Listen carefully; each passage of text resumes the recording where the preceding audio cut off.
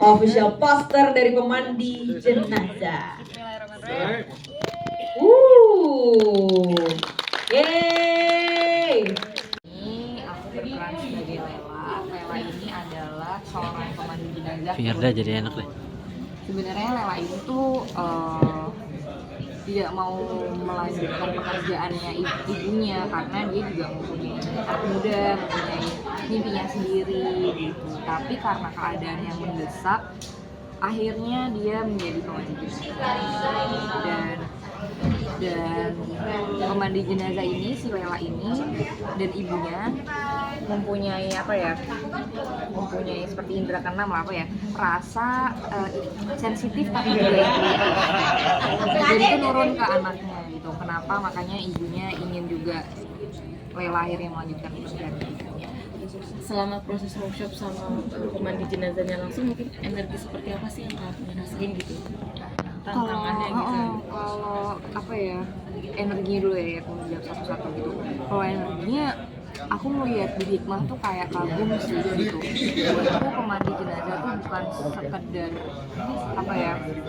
bukan sekedar jasa aja atau pekerjaan aja, tapi itu benar-benar mulia banget loh Mbak gitu. Nggak mudah untuk menghadapi kematian setiap harinya gitu kan, dan pasti capek loh ngurusin orang yang udah nggak ada gitu kan.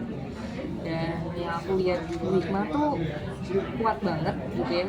Terus juga aku jadi terinspirasi sama beliau gitu.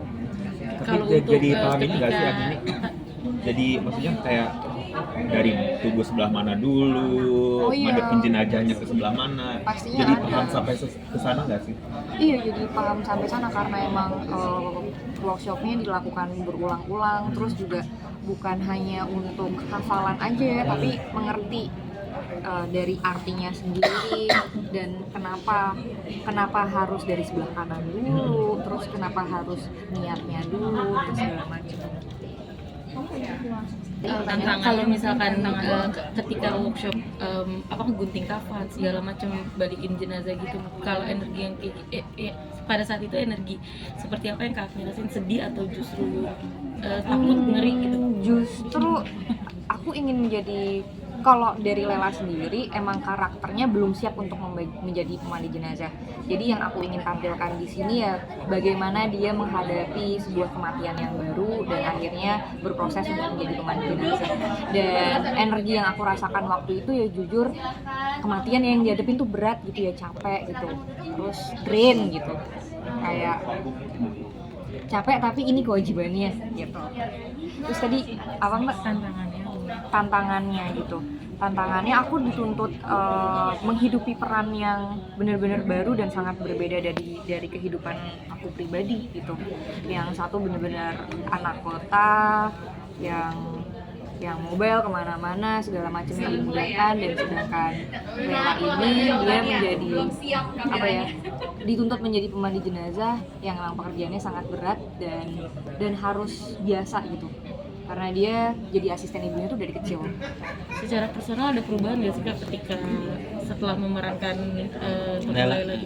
Iya jujur aku selama persiapan tuh masih nggak apa-apa kan, masih fun-fun aja gitu kan, kayak substansinya aja gitu, tapi sambil mendalami. Tapi ketika aku menjalanin syutingnya, karena emang di sini juga ada sisi kehilangannya dan menjadi pemandi jenazah itu sendiri tuh rasanya capek banget, dan aku kayak nggak punya kehidupan lagi gitu selama 3 minggu. Rasanya capek banget, kayak nggak punya hidup lagi. Aku bener-bener jadi Lela selama 3 minggu itu gitu. Di film ini lebih capek secara emosional apa fisik? Nah jujur itu ya, aku tuh selalu yakin kalau fisik aku tuh kuat. Tapi jujur di sini fisik aku jadi nggak kuat, mental aku juga jadi nggak kuat. Tapi karena dapatnya itu jadi aku embrace aja, karena emang energinya Lela ini tuh dikit gitu. Karena emang capek banget anaknya.